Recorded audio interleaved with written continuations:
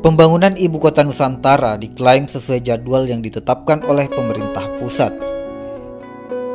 Hingga bulan Februari 2023 ini diklaim pembangunan Ibu Kota baru Indonesia di Penajam Pasir Utara sudah mencapai 15 hingga 20%. Hal ini disampaikan Direktur Pemantauan Pengawasan dan Evaluasi OIKN, Ferdinand Kanalau. Sejauh ini, pembangunan istana sudah dalam tahap pembersihan lahan dan pembangunannya, termasuk pembangunan jalan di sektor timur dan barat sudah mulai dikerjakan. Jalur lingkar luar juga sudah hampir tersambung, kata Ferdinand. Sementara untuk tahun 2024 mendatang yang paling mendesak untuk dibangun ialah pusat pemerintahan, merampungkan Istana Presiden dan Wakil Presiden.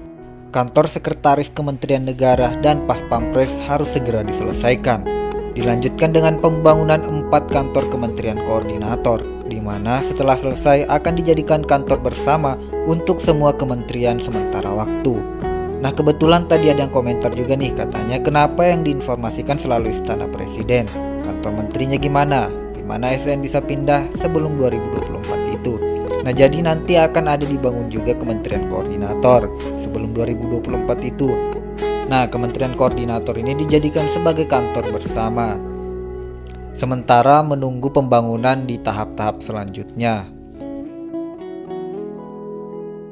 Nah, terbaru ini juga PT Krakatau Steel Tbk meresmikan kantor perwakilannya di Balikpapan.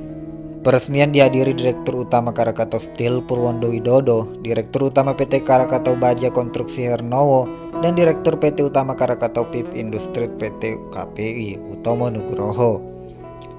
Kantor perwakilan ini diresmikan sebagai inisiatif Krakatau Steel dan Grup untuk dengan mudah mendukung kebutuhan infrastruktur di Ibu Kota Nusantara.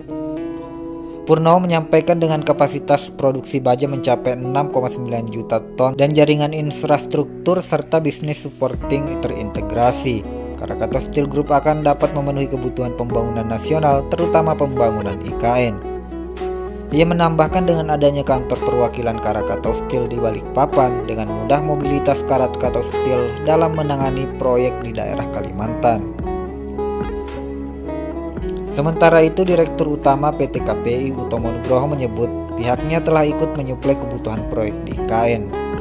PT KPI menjadi salah satu dari Krakatau Steel Group yang sudah menyuplai kebutuhan di IKN, diantaranya pipa baja dan dermaga IKN sebanyak 1020 ton untuk tahun 2023 ini. Proyek lainnya juga saat ini sedang berlangsung, yakni pipa baja untuk JTBRI, konduktor pipa 20 inci PHM, dan proyek spam Spaku Paket 2. Kami juga menangani proyek pembangunan Tower Sud 150 kp Sangol Sekadau milik PT PLN, sud tertinggi di Kalimantan Barat, terang Utomo.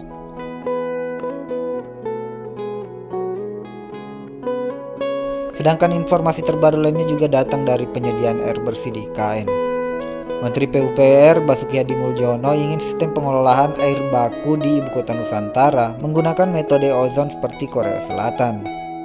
Mengingat Korea Selatan akan berpartisipasi dalam pembangunan sistem penyediaan air bersih di Sepaku Water Treatment Plant dan instalasi pengolahan air Sepaku Semoy di IKN.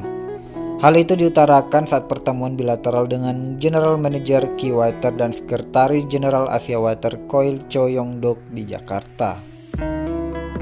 Meski rencana awal konstruksi akan dimulai pada tahun 2024, ia pun berharap proses penyusunan rencana teknis rinciannya dapat dipercepat sehingga bisa dimulai dibangun instalasinya pada tahun 2023. Di sisi lain, Kementerian PUPR mengapresiasi partisipasi Keywater dalam penyelenggaraan World Water Forum ke-10 yang akan diselenggarakan di Bali pada Mei 2024 mendatang.